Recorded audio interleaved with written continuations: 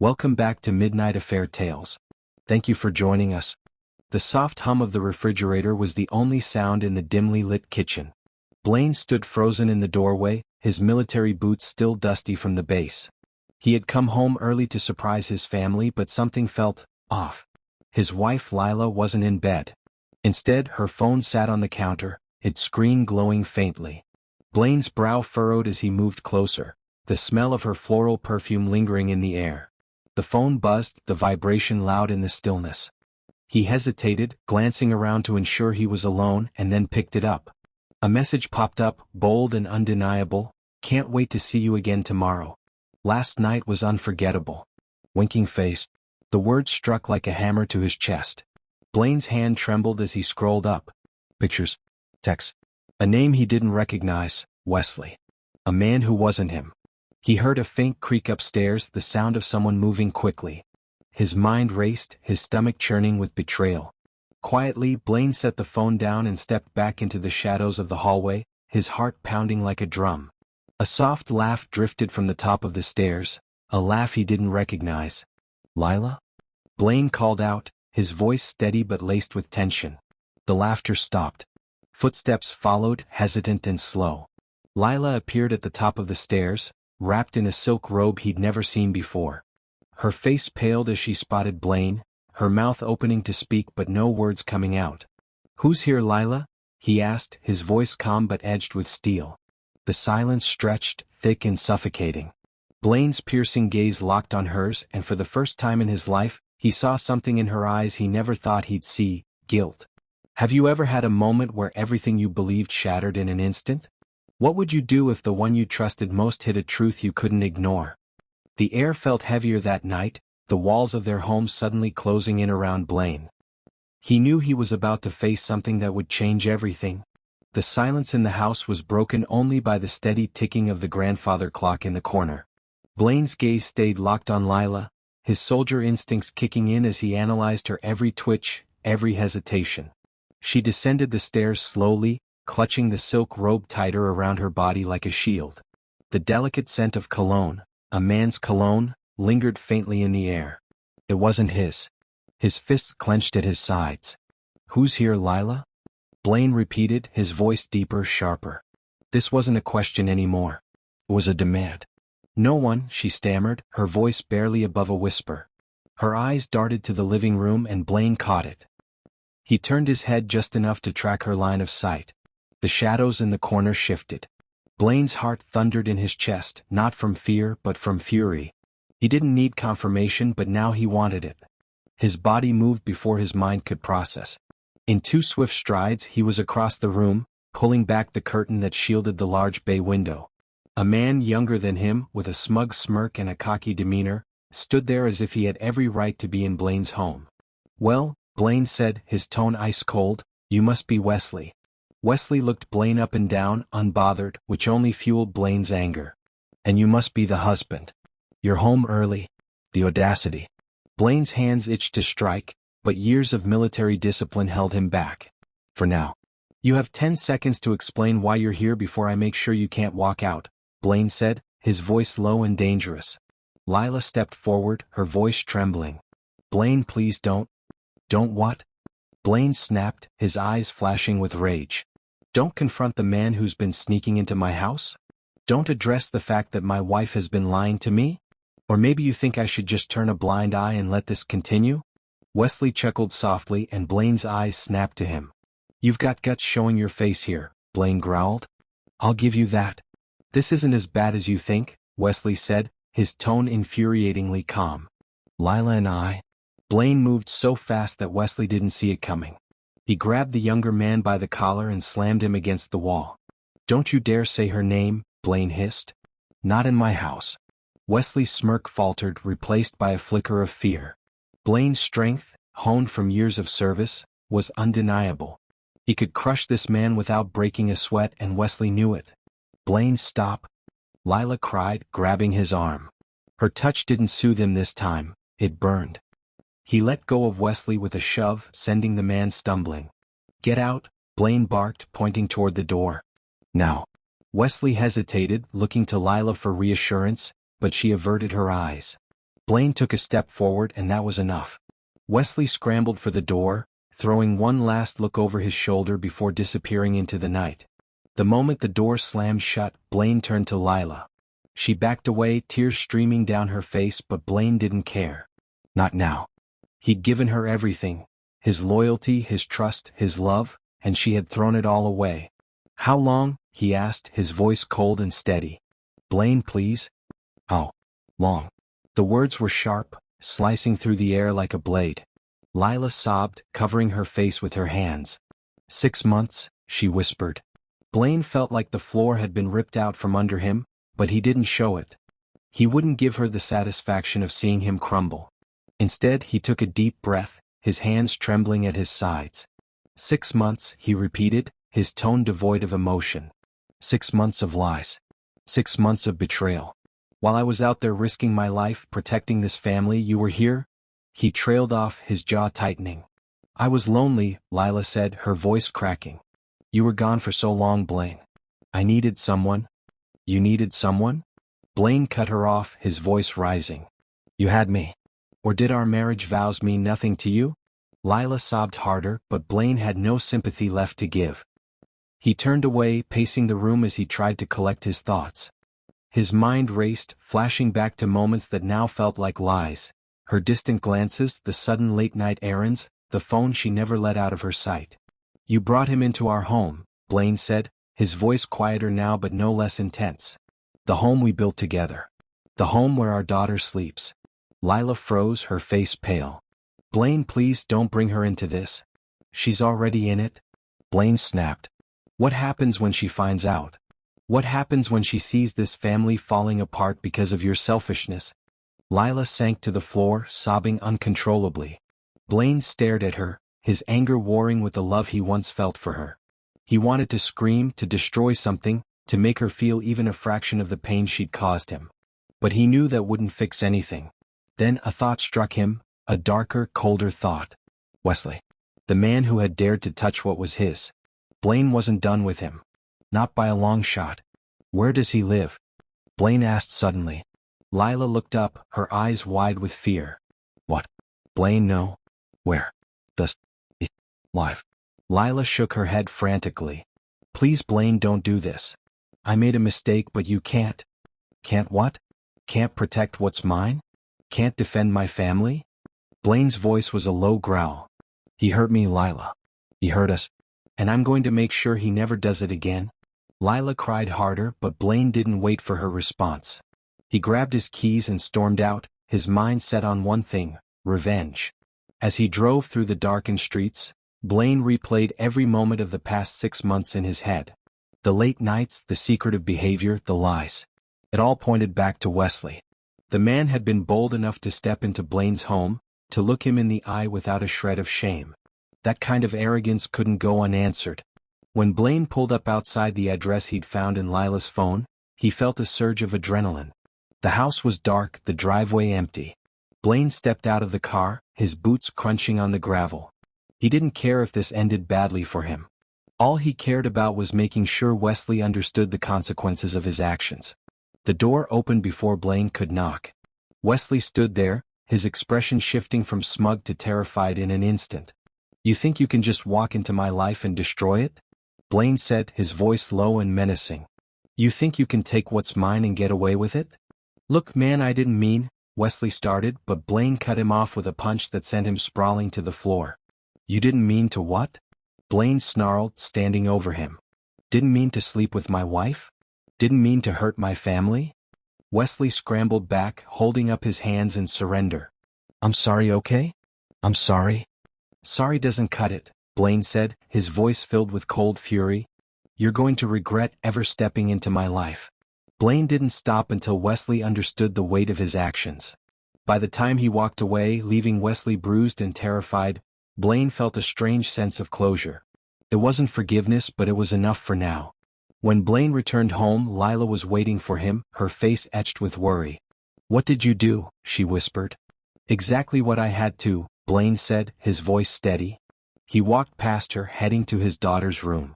As he stood in the doorway watching her sleep peacefully, he made a silent vow. No one would ever hurt his family again. What would you do if you found yourself in Blaine's shoes? Could you forgive, or would you take justice into your own hands? The quiet of the morning felt unsettling. Blaine sat at the kitchen table, the smell of freshly brewed coffee filling the air, though he didn't take a sip. The events of the night before played like a broken record in his mind. Lila's confession, Wesley's smirk, the confrontation. Every muscle in his body was coiled with tension, every nerve screaming for action. He wasn't a man who broke easily. The military had trained him to stay steady under fire, to think strategically even in the face of chaos. But this wasn't war, at least not the kind he was used to. This was personal, and the battlefield was his own home. Lila tiptoed into the kitchen, her expression hesitant. She wore a cardigan over her pajamas, her hair pulled back in a messy bun. Blaine didn't even glance at her. His hands were wrapped around the coffee mug, his knuckles white. "Blaine," she began softly. He held up a hand, silencing her. "Don't," he said firmly. His tone was calm, but there was an edge to it that sent a shiver down her spine. She sat across from him, fidgeting with the hem of her sleeve. "I know I've destroyed your trust. I know I've hurt you." "Hurt me?" Blaine interrupted, his gaze snapping to hers. His eyes burned with intensity, making her shrink back slightly. "You didn't just hurt me, Lila. You broke everything we built together. You invited another man into our home, into our lives. Do you even realize what you've done?" Tears filled her eyes, but Blaine wasn't moved. He had no patience for her tears, not when his entire world had been upended by her actions.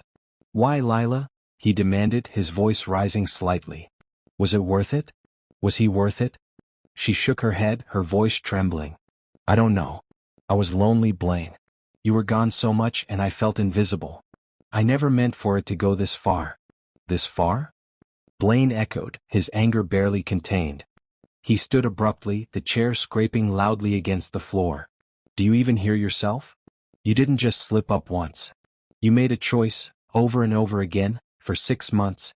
She flinched as he paced the room, his energy like a storm threatening to break loose. "What about us? What about our daughter?" Blaine asked, his voice cracking slightly, not with weakness but with frustration. "You risked everything. Do you know what that makes me feel like? Like I've been fighting for a family that doesn't even exist anymore." "I made a mistake," she whispered, tears streaming down her face. "I love you, Blaine. I love our family." "You don't love me," Blaine said coldly, stopping to face her. "If you did, you wouldn't have betrayed me. Love isn't just words, Lila. It's actions. And your actions have told me everything I need to know." She sobbed into her hands, but Blaine didn't offer comfort. Instead, he grabbed his jacket and car keys, pausing only to look at her with an expression she had never seen before, one of complete and utter disappointment. "I'm going to figure out how to handle this," he said. "But don't think for a second that this is something we can just move past." As he walked out the door, his mind was already working. He wasn't just going to sit around and let this happen. He wasn't the kind of man who wallowed in defeat. Blaine was a soldier, a strategist, and this betrayal was a battle he intended to win. The sun was high in the sky by the time Blaine arrived at the park where he often came to clear his mind. The serene surroundings did little to calm him, but they gave him space to think. He pulled out his phone and scrolled through Lila's messages again. Each text, each photo, each damning piece of evidence only fueled his anger. Wesley's cocky face flashed in his mind and Blaine's jaw clenched. This wasn't just about the betrayal anymore. It was about the audacity of the man who had so brazenly invaded his life, who had disrespected him in the worst possible way. Blaine wasn't going to let him walk away unscathed. He opened a search on his phone, finding Wesley's workplace. It was a small financial consulting firm across town. Blaine memorized the address, his mind racing with possibilities. He knew he couldn't just storm in and make a scene, he wasn't reckless. But he could gather intel, understand his enemy. Wesley had made the first move, but Blaine would make the last. Later that evening, Blaine parked his car a block away from the firm. He stepped out, his military boots hitting the pavement with purpose. His years of training kicked in as he moved silently, blending into the shadows. He wasn't here to confront Wesley, not yet. This was reconnaissance. The building was modern, with large glass windows that allowed him to see into the brightly lit lobby. Wesley was there, laughing with a coworker, completely unaware of Blaine's presence. Blaine's fists clenched as he observed him. This man had wormed his way into Blaine's life, taken advantage of his wife's vulnerability, and acted like he had nothing to lose. But Blaine was going to show him otherwise. By the time Blaine returned home, it was late. The house was quiet, the lights dimmed. He checked on his daughter first, watching her sleep peacefully. The sight brought him a moment of calm. This was what he was fighting for, his family, his daughter's future. Lila was waiting for him in the living room, her face pale and drawn. She stood as he entered, her hands wringing nervously. "Blaine," she began, but he held up a hand to stop her. "I'm not interested in apologies right now," he said firmly. "I'm interested in solutions. Tell me everything. I want to know every detail, every time you saw him, every time you let him into our lives." She hesitated, but the look in his eyes left no room for argument. Slowly she began to speak, her voice trembling as she recounted the affair. Each word felt like a knife, but Blaine forced himself to listen. He needed the truth no matter how painful. When she finished, he nodded curtly. "Good," he said. "Now I know exactly what I'm dealing with." "Blaine, please," she said, her voice breaking. "I'll do anything to make this right." "You don't get to decide what's right anymore," Blaine said coldly. "You made your choices, Lila. Now it's my turn." He left her standing there, tears streaming down her face as he retreated to the spare bedroom. Sleep didn't come easily, but Blaine didn't need rest. He needed a plan. The next morning, Blaine was up early, his mind clear and focused. He had always been a man of action, and this situation was no different. Lila's betrayal had shaken him, but it hadn't broken him. If anything, it had reminded him of who he was, a fighter, a protector. He wasn't going to let this destroy him or his family. Wesley thought he had won, but he had underestimated Blaine. This wasn't over, not by a long shot. What would you do if someone tried to tear apart everything you've built? Would you stand by, or would you fight back with everything you've got? The following day, Blaine didn't waste time. He had spent the night piecing together every detail, every angle, and now he had a clear picture. The first step was ensuring his daughter's safety. There was no room for compromise. As he sat at the dining table, sipping his black coffee, he saw Lila approach cautiously. Her eyes were puffy from crying, her face a mask of regret. "Blaine," she began softly, but he didn't look up. "Get her ready for school," he said curtly, his tone leaving no room for argument. Lila swallowed hard and nodded, disappearing down the hallway. Blaine waited until he heard his daughter's cheerful voice, blissfully unaware of the storm raging in her home. He left shortly after them, his mind set on his next move. Wesley wasn't going to get away with this, not after stepping into his life and threatening his family.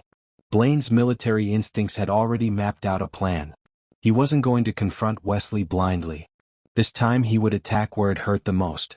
Blaine's first stop was Wesley's office again, but this time he wasn't there for observation. He had done his homework the night before, digging into Wesley's records, social media, and any trace of his life he could find online. The arrogance of men like Wesley always left trails, and Blaine knew exactly how to exploit them.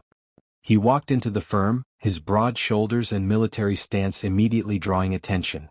The receptionist looked up, her friendly smile faltering under Blaine's piercing gaze. "Can I help you, sir?" she asked nervously. "I need to speak to Wesley Mason," Blaine said, his tone sharp and direct. The woman hesitated. "I'm sorry, but he's not available right now. Do you have an appointment?" "No," Blaine replied, leaning in slightly. "But I'm sure he'll want to make time for me." The receptionist shifted uncomfortably, clearly sensing the tension. Blaine's presence was commanding, impossible to ignore. "I'll see if he's free," she mumbled, picking up the phone. Moments later, Wesley appeared, his face carefully neutral. But Blaine could see the flicker of unease in his eyes. "Blaine," Wesley said, forcing a smile. "Didn't expect to see you here." "We need to talk," Blaine said simply. Wesley glanced around the office, clearly not wanting to make a scene. "Fine. Let's step outside." They walked out to the parking lot, the tension between them palpable. As soon as they were out of earshot, Blaine turned to face him, his expression cold and unyielding. "You think this is over?" Blaine asked, his voice low but dangerous. "You think you can walk into my life, destroy my family, and walk away without consequences?" Wesley's smirk returned, though it lacked the confidence it had before. "Look, man, I get it. You're upset. But it's not like I forced her." Blaine didn't let him finish. His hand shot out, gripping Wesley's collar and slamming him against the side of a car. Wesley's eyes widened in shock as Blaine leaned in, his face inches away. "Don't you dare try to justify this," Blaine growled. "You came into my home, into my life. You disrespected me, my marriage, and my daughter. And now you're going to pay for it?" Okay. Wesley sputtered, raising his hands in surrender. Just calm down, man." Blaine released him with a shove and Wesley stumbled back, his confidence completely shattered. Blaine straightened his jacket, his eyes never leaving Wesley's. "This isn't over," Blaine said. "Stay out of my life or I swear you'll regret it." Wesley nodded quickly, his bravado completely gone. Blaine turned and walked away, leaving the younger man shaken and speechless. When Blaine returned home, he found Lila sitting on the couch, her face buried in her hands. She looked up as he entered, her eyes filled with desperation. "What did you do?" she asked, her voice trembling. "I handled it," Blaine said simply, his tone giving no indication of what had transpired. "Blaine, this isn't who you are," she said, standing and approaching him. "You don't know who I am anymore," Blaine replied, his voice sharp.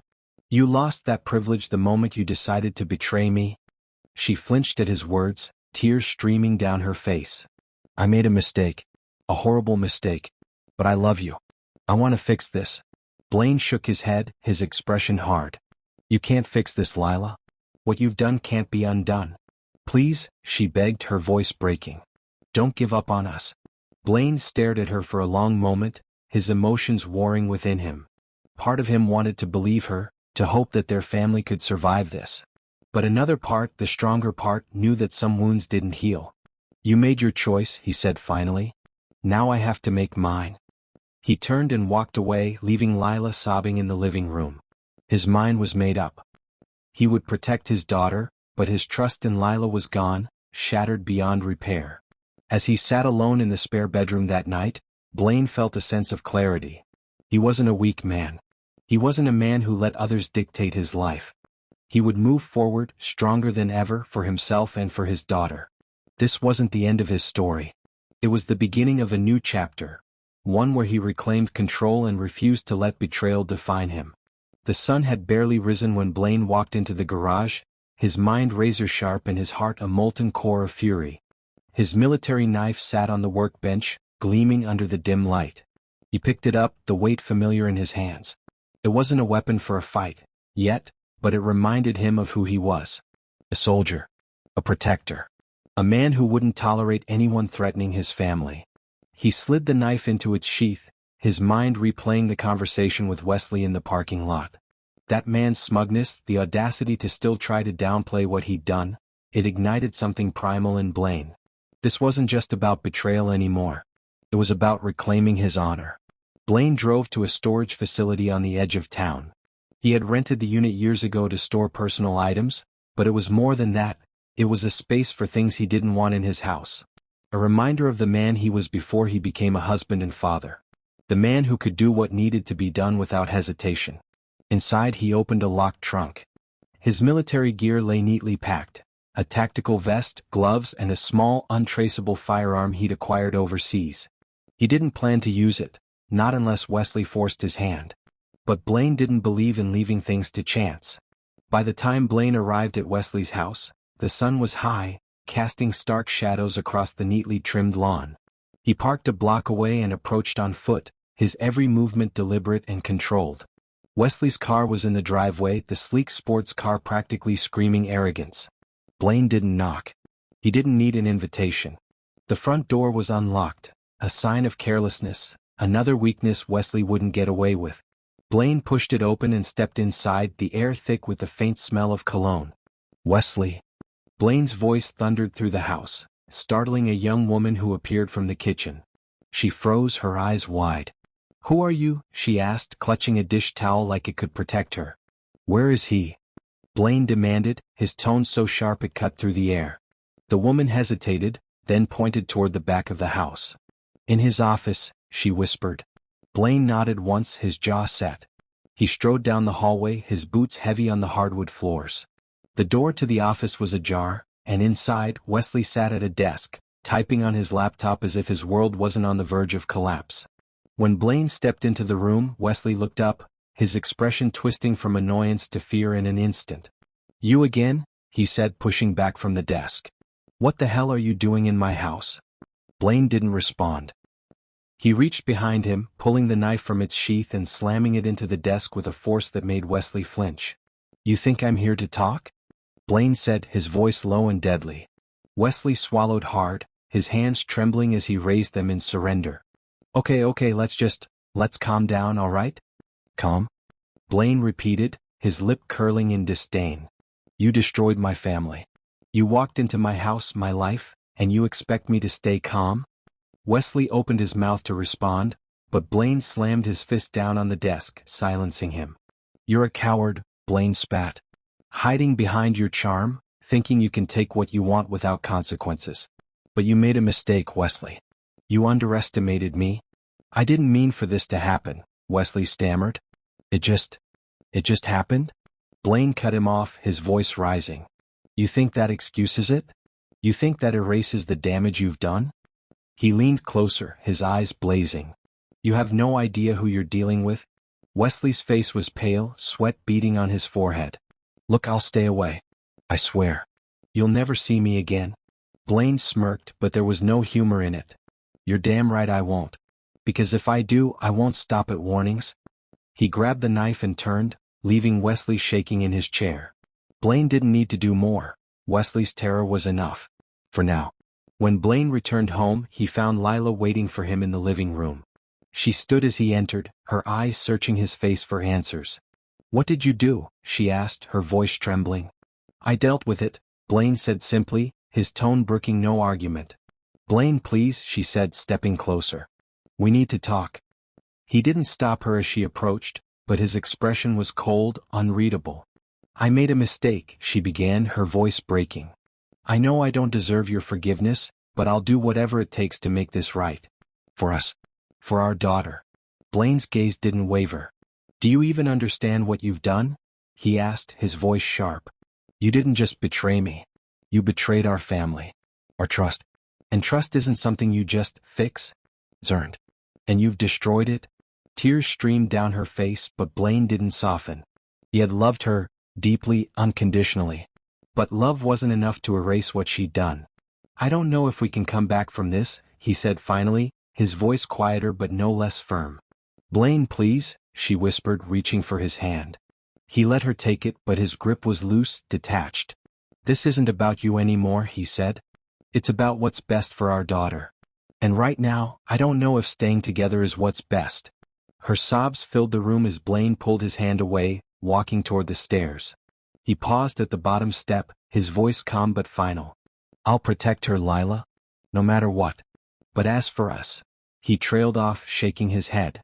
"You made your choice." As he climbed the stairs, Lila collapsed onto the couch, her sobs echoing through the empty space. Blaine didn't look back. He had a daughter to protect, a life to rebuild. And he would do it on his terms. The room was silent except for the faint hum of the air conditioning. Blaine stood in the doorway of his daughter's bedroom, watching her sleep. Her tiny chest rose and fell in a steady rhythm, her peaceful innocence a stark contrast to the chaos swirling in his life. He clenched his fists, his jaw tightening as the image of Wesley flashed in his mind again. This wasn't just about him or Lila anymore. This was about his daughter, Hazel. She was only 7, too young to understand the cracks that had formed in her family, but Blaine knew it wouldn't be long before the truth spilled over. The thought of Wesley being anywhere near her sent a fresh surge of fury through him. Wesley had already trespassed in his marriage. Blaine would die before letting that man get anywhere near Hazel. The next morning, Blaine's instincts told him something was wrong. Hazel had been unusually quiet at breakfast, her usual chatter replaced by one-word answers. Lila had avoided Blaine's gaze, her guilt hanging in the air like a storm cloud. As Blaine packed Hazel's lunch, she tugged on his sleeve. "Daddy," she said softly, her big blue eyes filled with hesitation. "What is it, sweetheart?" he asked, crouching to her level. "Yesterday a man came to school," she said. "He said he was Mommy's friend." Blaine's entire body stiffened. "What did he say to you?" Hazel glanced down, fidgeting with the hem of her dress. "He just asked if I liked animals. He said he had a puppy in his car." Blaine's blood ran cold. He grabbed Hazel's shoulders gently but firmly, his eyes locking onto hers. "Hazel, listen to me. Did you go with him?" She shook her head quickly. "No, Daddy. Miss Turner came and told him to leave. She said he shouldn't be talking to kids." Relief flooded Blaine's chest, but it was short-lived. The fury followed quickly, burning hotter than ever. Wesley had crossed a line Blaine couldn't ignore. Blaine wasted no time. He dropped Hazel off at school himself, making sure to speak with her teacher and the principal. He didn't sugarcoat the situation, making it clear that no one other than him or Lila was to pick up Hazel. He also left a picture of Wesley, ensuring the school staff knew exactly who to watch out for. The drive to Wesley's house was a blur. Blaine's knuckles were white against the steering wheel, his mind racing. He had given Wesley a warning, but the man clearly hadn't listened. Now Blaine was done playing games. When he arrived, the front door was locked, but Blaine wasn't deterred. He circled around to the back, finding an open window. Without hesitation, he climbed inside, his movements silent and precise. Wesley was in the kitchen, completely unaware of Blaine's presence. He was humming to himself, a smug smile on his face as he poured a cup of coffee. Blaine stepped into the room, his boots heavy against the tile floor. Wesley turned, the cup slipping from his hand and shattering on the floor. "What the hell? You think you can talk to my daughter?" Blaine growled, his voice low and menacing. He advanced, and Wesley backed into the counter, his hands raised. "I didn't," Wesley stammered, but Blaine didn't let him finish. He grabbed Wesley by the shirt and slammed him against the wall. "You don't get to lie your way out of this," Blaine snarled. "You went to her school. You tried to lure her. Do you have any idea what I'll do to you if you go near her again?" Wesley's eyes widened in terror. "I wasn't trying to hurt her. I swear."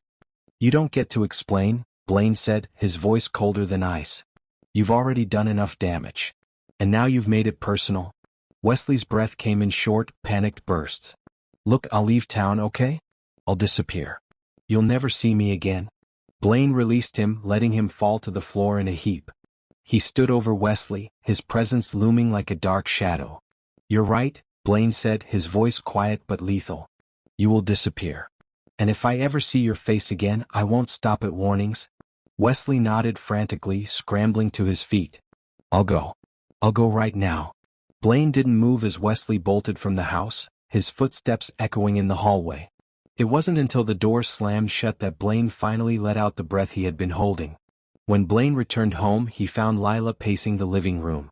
She looked up as he entered, her expression a mix of relief and fear. "Where were you?" she asked.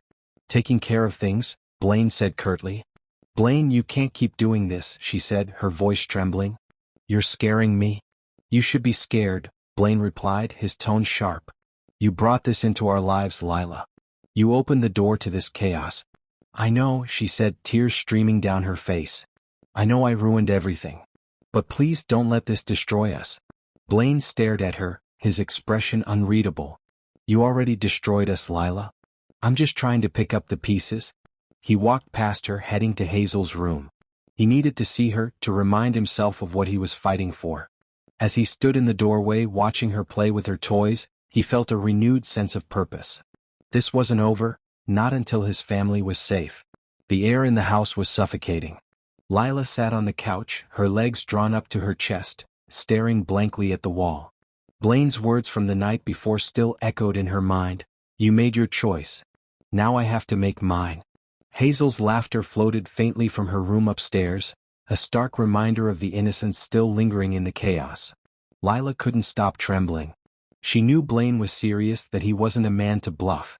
The strength that had always made her feel safe now terrified her. When Blaine entered the house, his expression was unreadable, his movements calculated and silent. He tossed his jacket onto the arm of a chair and stared at Lila, who didn't dare to meet his gaze. "Did you know?" he asked coldly.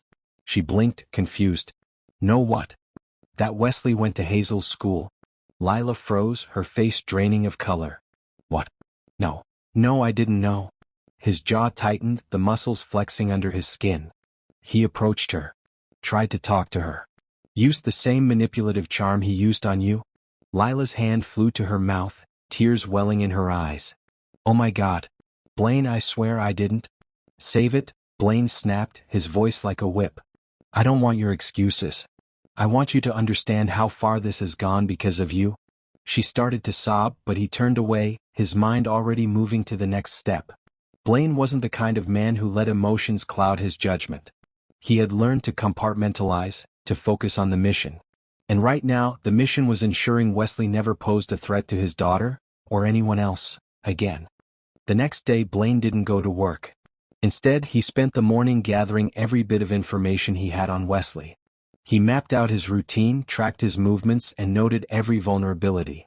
Blaine had spent years studying enemies in the field, learning how to predict their actions. Wesley was no different. By afternoon, Blaine was parked outside Wesley's favorite bar. The younger man had no idea he was being watched, his arrogance blinding him to the storm brewing on the horizon. Blaine watched as Wesley laughed with his friends, his carefree demeanor grating against Blaine's already frayed nerves. He waited until Wesley left, walking alone to his car in the dimly lit parking lot. Blaine followed at a distance, his boots silent against the asphalt. When Wesley unlocked his car, Blaine stepped out of the shadows. "Wesley," he said, his voice calm but deadly. Wesley froze, turning slowly. His eyes widened when he saw Blaine, and he took an instinctive step back. "What are you doing here?" Blaine didn't answer. Instead, he closed the distance between them in 3 quick strides, grabbing Wesley by the front of his shirt and slamming him against the car. "You think you can walk away from this?"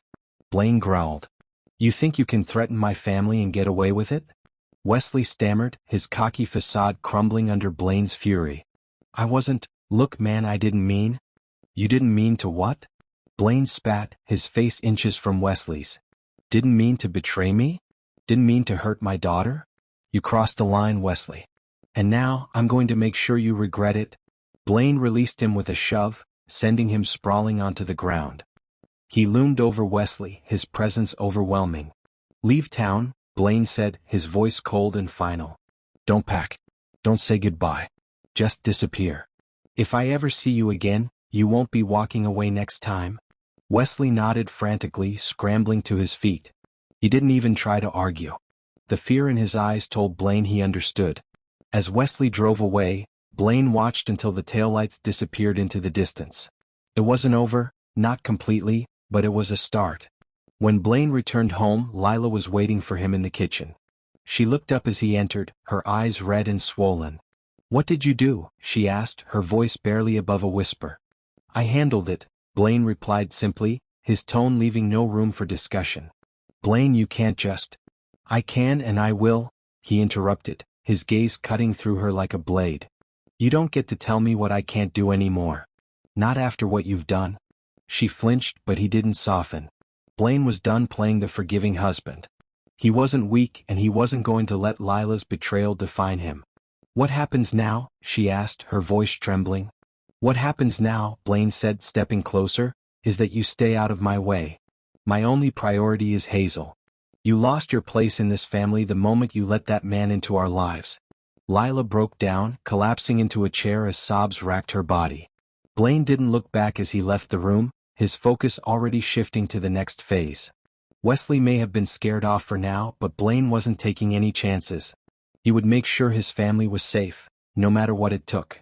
The night was heavy with tension as Blaine stood in the dimly lit living room, staring at a map spread across the coffee table. It wasn't a map of some distant battlefield, it was a map of Wesley's world. Blaine had tracked his patterns, dug into his history, and unearthed everything he needed to know. This wasn't just about revenge anymore, it was about ending the threat once and for all. Upstairs, Hazel slept peacefully, her small form curled under a blanket. Blaine had kissed her goodnight, silently vowing to protect her no matter the cost. In the adjacent room, Lila lay awake, the weight of her betrayal suffocating her. She had tried to talk to Blaine again, but his resolve was unshakable. The sound of Blaine zipping up his duffel bag broke the silence. Inside were the tools he needed, not for war but for precision. A dark hoodie, gloves, duct tape, and a crowbar. He didn't plan to leave anything to chance. Wesley had ignored the warnings, pushed the boundaries, and now Blaine was done playing fair. Blaine parked his car a block away from Wesley's apartment complex, blending into the shadows as he approached the building. The night was quiet, the occasional hum of a passing car the only sound. Blaine moved with the calculated precision of a soldier, his footsteps silent, his breathing steady. He had scoped out the place earlier. Wesley lived alone, no roommates, no nosy neighbors. The perfect setting for what Blaine had planned. He picked the lock on the front door with practiced ease, slipping inside and closing it softly behind him. The apartment was dark, save for the faint glow of a TV in the living room. Wesley sat on the couch, his feet propped up on the coffee table, a beer in his hand. He was completely unaware of Blaine's presence. Blaine's lip curled in disgust. This man had dared to step into his life, to threaten his family, and now he was lounging as if he owned the world. Blaine's grip tightened on the crowbar in his hand. "Wesley," Blaine said, his voice cutting through the silence like a blade. Wesley jerked upright, his beer spilling onto the carpet. His eyes widened as he saw Blaine standing there, his silhouette menacing in the dim light. "Blaine, what the hell?" Wesley stammered, scrambling to his feet. "You ignored my warning," Blaine said, his tone cold and unrelenting. "You came near my daughter. You don't get to walk away this time." Wesley backed away, his hands raised. "Look, man, I swear I wasn't trying to hurt her. I just wanted to talk." Blaine advanced, his movements deliberate and controlled. "You wanted to talk?" he repeated, his voice rising. "You don't talk to a man's child. You don't step into his life and tear it apart. You don't get to decide what's harmless." Wesley hit the wall, his back pressed against it as Blaine loomed over him. "I'll leave, okay? I'll leave town. You'll never see me again?" Blaine's eyes narrowed, his grip tightening on the crowbar. "You've said that before. Forgive me if I don't believe you." Wesley's breathing was ragged, his fear palpable. "Please, Blaine. I'm sorry. I made a mistake." "A mistake?" Blaine snarled, his voice dripping with venom. "You didn't just make a mistake. You made a choice. And now you live with the consequences." In one swift motion, Blaine swung the crowbar, striking the wall just inches from Wesley's head. The impact was deafening, the drywall cracking under the force. Wesley flinched, his body trembling. "I could end this right now," Blaine said, his voice low and deadly. "But I won't. Because you're not worth it." He stepped back, his gaze never leaving Wesley's. "You have until sunrise to leave this town. If you're still here when the sun comes up, I won't stop next time." Wesley nodded frantically, his words tumbling over each other. "I'll go. I swear I'll go."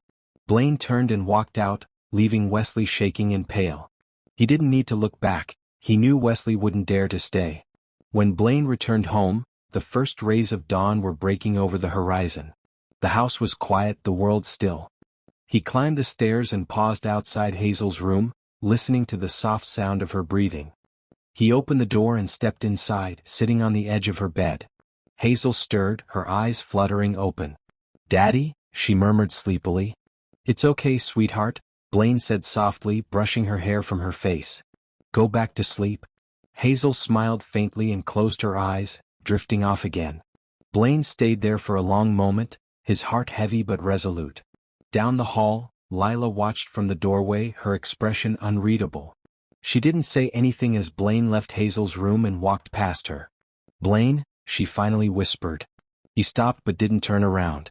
"Is it over?" she asked, her voice trembling. "For now," Blaine said. He continued down the stairs, his footsteps heavy with the weight of everything that had happened. The battle wasn't over, not completely. But Blaine knew one thing for certain. He would do whatever it took to protect his daughter. And no one would ever hurt her again. The days that followed were a blur of quiet routines and unspoken tension. Blaine had forced Wesley out of town, and for the moment the threat felt neutralized. But the scars of betrayal remained, raw and aching, a constant reminder of how fragile trust could be. Hazel, blissfully unaware, continued her days as if nothing had happened. She laughed at cartoons, colored pictures at the kitchen table, and hugged Blaine tightly every night before bed. For her, life was still innocent, untouched by the shadows that loomed over her parents. Lila, on the other hand, was a shell of herself. She moved through the house like a ghost, her guilt weighing her down. Blaine barely spoke to her, his silence a punishment sharper than any words. One evening, as the sun dipped below the horizon, painting the sky in shades of orange and pink, Lila found Blaine sitting on the porch. His gaze was fixed on the horizon, his expression unreadable. "Can I sit?" she asked tentatively. He didn't answer, but he didn't tell her to leave either. She took the silence as permission and sat down beside him, her hands folded in her lap. "I know I can't undo what I've done," she began, her voice trembling. "But I need you to know how sorry I am. For everything." Blaine didn't look at her. His jaw tightened, the muscle twitching as he considered her words. "I don't know if I can forgive you, Lila," he said finally, his voice low and steady. "You didn't just betray me. You betrayed our family. You put our daughter in danger. How am I supposed to move past that?" Tears welled in her eyes, but she blinked them away, determined to face the consequences of her actions. "I don't expect you to forgive me," she said. I want to fix this. I want to fix us." Blaine let out a bitter laugh, shaking his head. "Fix us?" he repeated. "You think it's that simple? Trust isn't something you can patch up with apologies, Lila. It's built over time through actions. And you've destroyed it?" She looked down, her hands trembling. "I know. But I'll do whatever it takes, Blaine. I'll spend the rest of my life proving to you that I can be better, that I can be the wife and mother you deserve." Blaine was silent for a long moment, his mind warring with itself. Part of him wanted to believe her, to hope that they could rebuild what had been broken. But another part, the stronger part, knew that some wounds didn't heal. "For now, my only priority is Hazel," he said finally. "She deserves a stable home, a safe environment. And I'll do whatever it takes to give her that. But as for us, I don't know if there's an us anymore." Lila's breath hitched, the finality of his words cutting through her like a knife. She nodded slowly, tears streaming down her face. "I understand," she whispered. Blaine stood, his towering presence casting a shadow over her. "I'll protect her, Lila," he said firmly. "No matter what. That's the only thing that matters now." In the weeks that followed, Blaine's focus remained on Hazel. He picked her up from school every day, attended her recitals, and helped her with her homework at the kitchen table. He poured every ounce of his energy into being the father she needed, the protector she deserved. Lila stayed in the background, her presence a quiet reminder of the fractures in their family.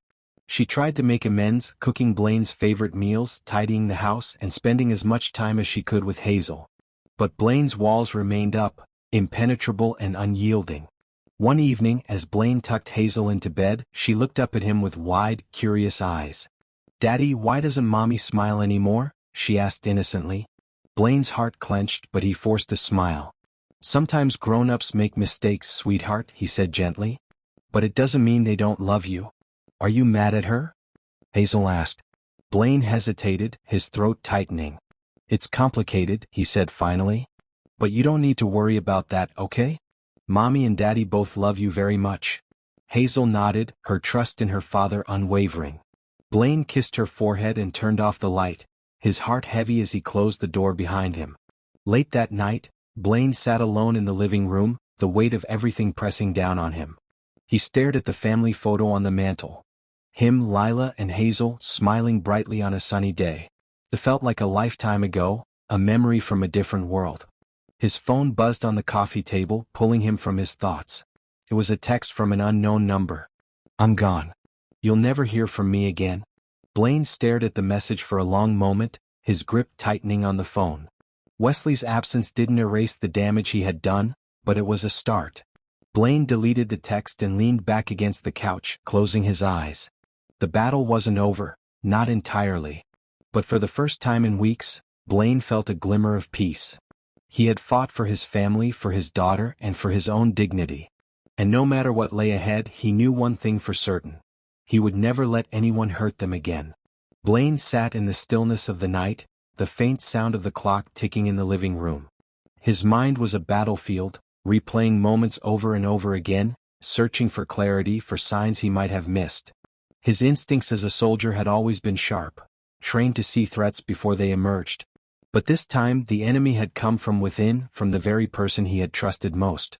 As he sifted through his thoughts, something clicked. He remembered a night months ago, a night that now felt tainted in retrospect. Blaine leaned back, his hands clasped tightly, and let the memory unfold. It had been a warm summer evening, the kind of night that usually brought peace after a long day. Blaine had returned home late from a mission briefing at the base, his body exhausted but his heart eager to see his family. When he walked in, the house was unusually quiet. Hazel was already asleep, and the faint sound of laughter drifted from the backyard. Blaine followed it, expecting to see Lila on the phone with her sister or a friend. But when he stepped outside, the sight before him stopped him in his tracks. Lila was sitting on the patio, her face lit by the glow of string lights. Across from her sat a man Blaine didn't recognize, a man who was leaning in just a little too close, his hand brushing hers as he passed her a glass of wine. Blaine's eyes narrowed. "Lila?" She jumped, her hand jerking back as if burned. The man turned, his smile fading as he caught sight of Blaine. "Blaine," Lila said, her voice tinged with guilt and surprise. "You're home early?" "That's Wesley," she added quickly, gesturing to the man. "He's a coworker." Blaine stepped closer, his presence commanding as his eyes bore into Wesley. "Nice to meet you," he said, his voice flat. Wesley stood, extending a hand, but Blaine ignored it.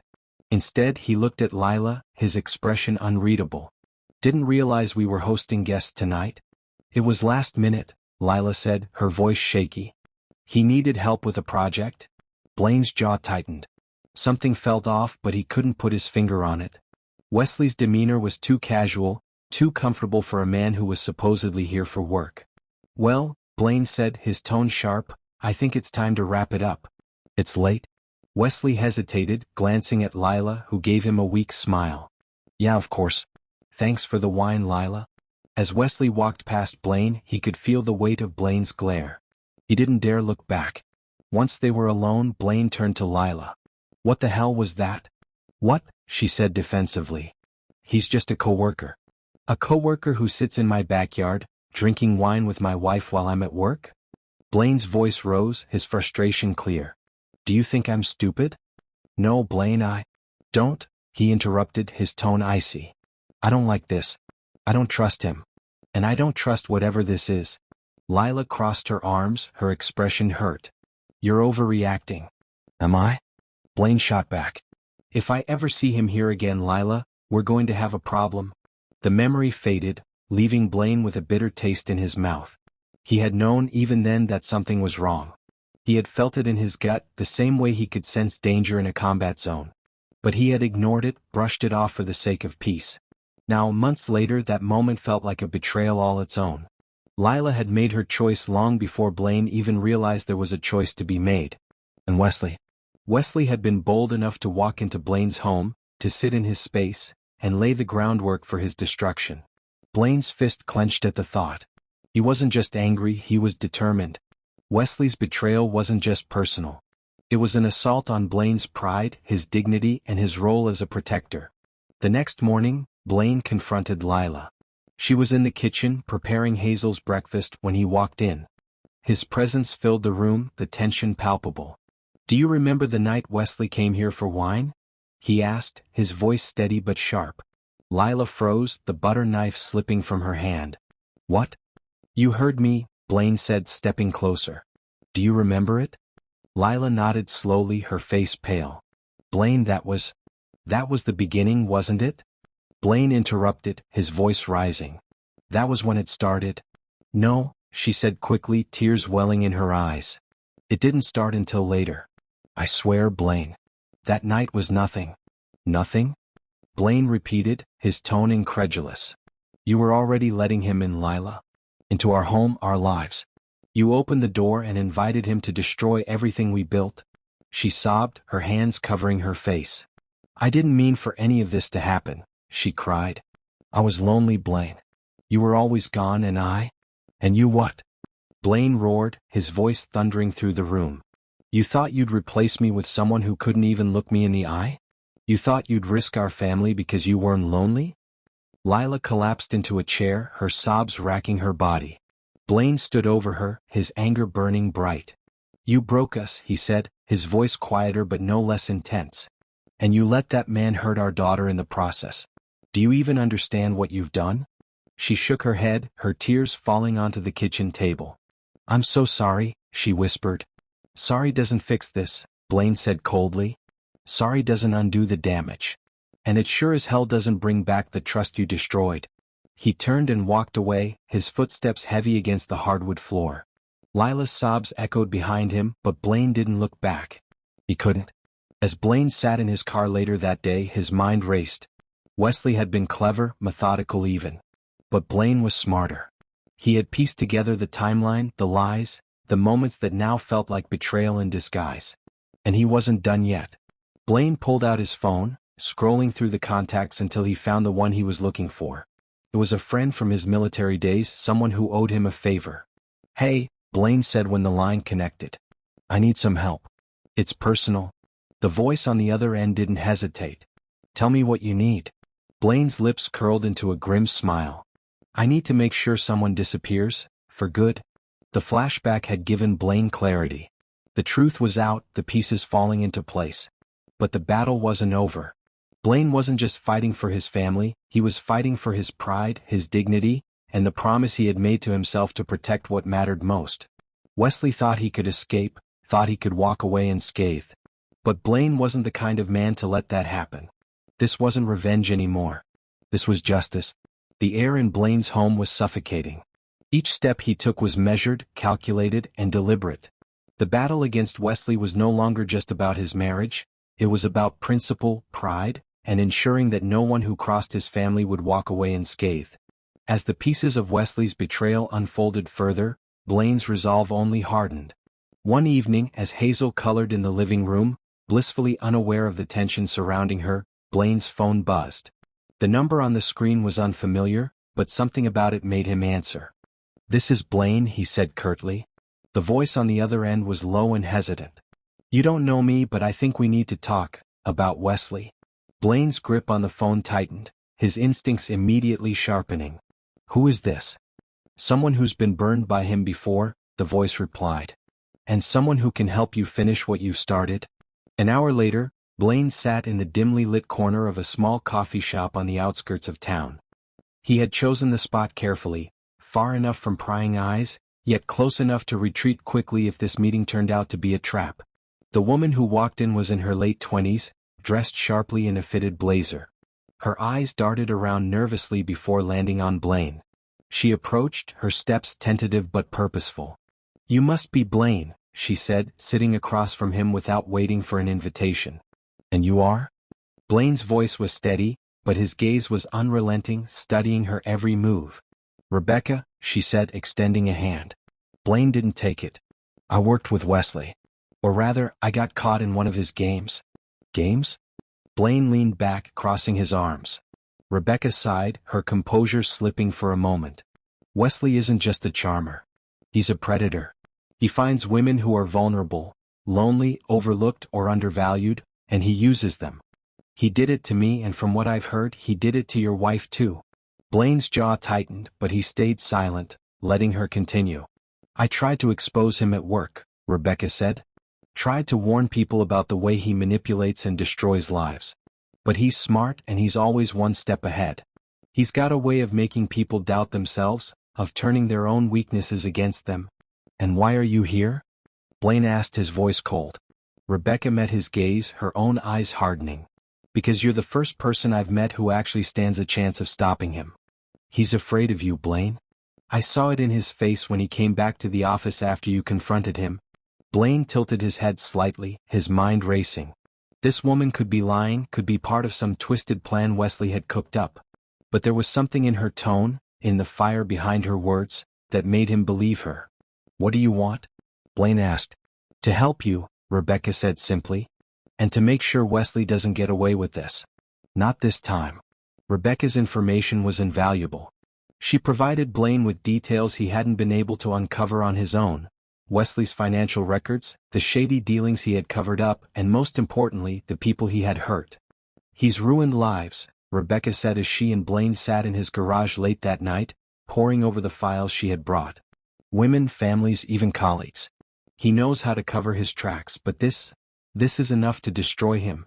Blaine studied the papers in front of him, his mind working like a machine. Wesley had underestimated him once.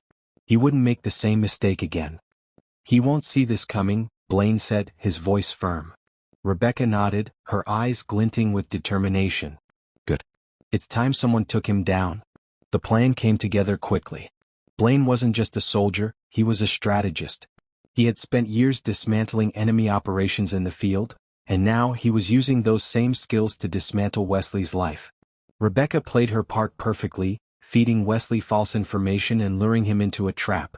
Blaine watched from the shadows as Wesley arrived at an abandoned warehouse on the edge of town, his arrogance on full display. "Rebecca?" Wesley called out, his voice echoing in the empty space. "I'm here," she replied, stepping into the light. Wesley smiled, but it didn't reach his eyes. "What's this about? You said it was urgent?" "Oh, it is," Rebecca said, her tone cold. "It's about the mess you've made, Wesley. And about the reckoning you've been running from." Wesley's smile faltered. "What are you talking about?" Rebecca didn't answer. Instead, she stepped aside, revealing Blaine as he emerged from the shadows. "You," Wesley spat, his face twisting with anger. "This is harassment. I'll call the cops." "Go ahead," Blaine said, his voice calm but deadly. "Let's see how far you get once they see this." He tossed a folder onto the ground, its contents spilling out, bank records, incriminating emails, and photographs that painted a damning picture. Wesley's face paled as he scrambled to pick up the papers. "Where did you get this?" "I have my ways," Blaine said, stepping closer. "And if you think this is bad, you should see what else I've got." Wesley's bravado crumbled as Blaine loomed over him, his presence overwhelming. "What do you want?" Wesley asked, his voice shaking. "I want you gone," Blaine said simply. "Out of this town, out of our lives. And if you ever come near my family again, I won't stop at warnings." Wesley nodded frantically, his hands trembling. "I'll leave. I swear." "You've got 24 hours, Blaine said, his tone leaving no room for argument. "After that, I won't be so generous." Wesley fled, his steps echoing through the empty warehouse. Blaine watched him go, his expression unrelenting. Rebecca stepped beside him, her arms crossed. "Do you think he'll actually stay away this time?" "He will," Blaine said. "Because if he doesn't, I'll make sure he never gets the chance to hurt anyone again." When Blaine returned home that night, the house was quiet. He checked on Hazel, her small form curled under the blankets, her breathing steady and peaceful. He lingered in the doorway, his heart heavy but resolute. In the living room, Lila sat on the couch, her hands clasped tightly in her lap. She looked up as Blaine entered, her eyes filled with desperation. "Is it over?" she asked, her voice trembling. "For now," Blaine replied, his tone distant. She nodded, tears spilling down her cheeks. "I know I can't fix what I've done, but I need you to know how sorry I am." Blaine didn't respond. Instead, he walked past her, heading toward the stairs. "Blaine," Lila called after him, her voice breaking. He paused, his hand on the banister. "You broke us, Lila," he said quietly. "And I don't know if we can ever be whole again." He didn't wait for her reply. As he climbed the stairs, his thoughts were focused on one thing: his daughter. She was his priority, his purpose. And no matter what happened next, Blaine knew one thing for certain. He would never let anyone hurt her again. What would you do if you had to choose between justice and forgiveness? Could you let go, or would you fight until the very end? The sun had set, casting long shadows across the quiet neighborhood. Blaine sat on the edge of his bed, the house eerily silent. Hazel was asleep, her laughter now a distant memory in the heavy stillness.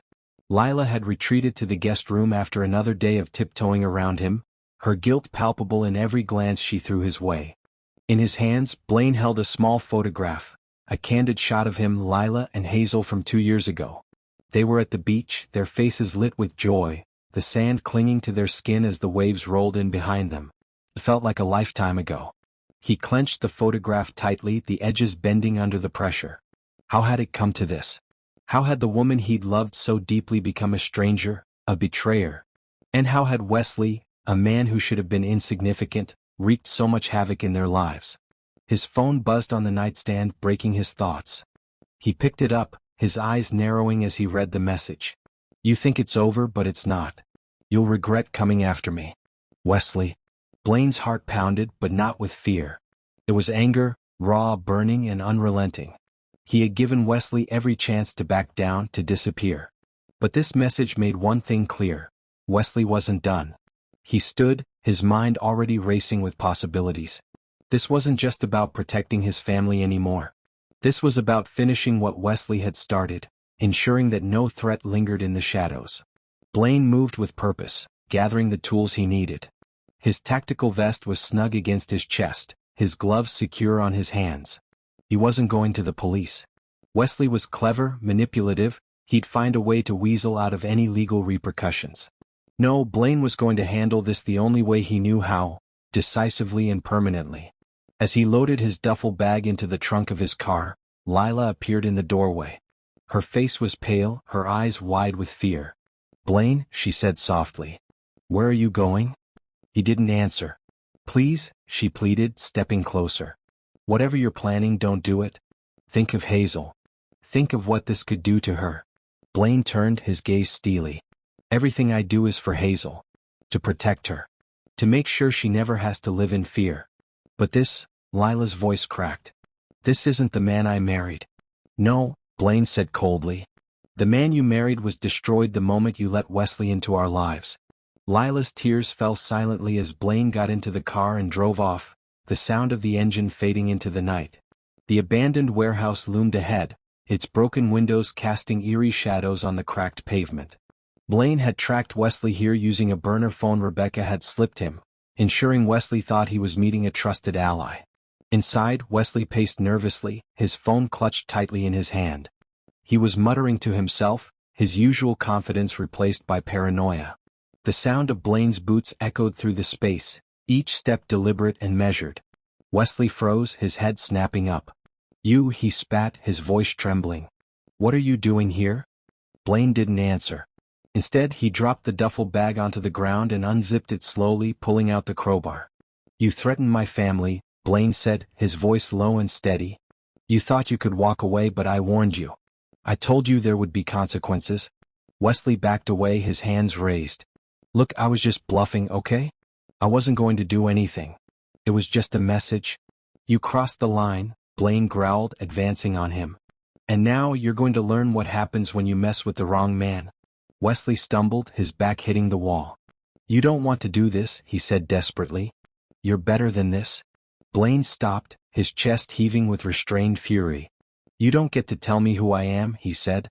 "You lost that right the moment you put my daughter in danger."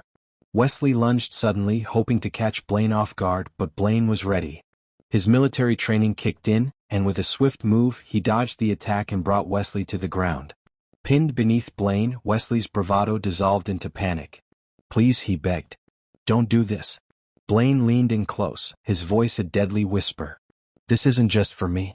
This is for every person you've hurt, every life you've tried to destroy. This ends tonight." The crowbar clattered to the ground as Blaine released Wesley, his hands shaking with adrenaline. He wasn't a killer, not unless he had to be. But he wasn't done yet. He pulled out his phone and dialed a number. "It's done," he said when Rebecca answered. "Send the evidence to the authorities. Make sure they get everything." As Wesley lay on the floor, gasping for breath, Blaine loomed over him one last time. "When they come for you, and they will, I hope you remember this moment. Remember the man who gave you the chance to survive." With that, Blaine turned and walked away, his footsteps echoing in the empty space. When Blaine returned home, the house was dark and quiet. He checked on Hazel first, her small form curled under the blankets, her breathing soft and steady. He kissed her forehead, his heart heavy but resolute. In the living room, Lila was waiting, her face etched with worry. "Is it over?" she asked, her voice trembling. "It's over," Blaine replied, his tone firm. She nodded, tears slipping down her cheeks. "Thank you," she whispered. Blaine didn't respond. Instead, he walked past her, heading for the stairs. "Don't thank me," he said quietly. "Just don't make me regret it." As he climbed the stairs, Blaine felt a weight lift from his shoulders. He had done what needed to be done, and now his family was safe. But the scars of betrayal remained, a constant reminder of the battle he had fought, and won. What would you do to protect your family? How far would you go to ensure their safety? Share your thoughts below, and don't forget to hit the like button if this story gripped you. Subscribe to our channel for more bold, suspenseful, and emotional stories just like this one. Turn on notifications so you never miss an update.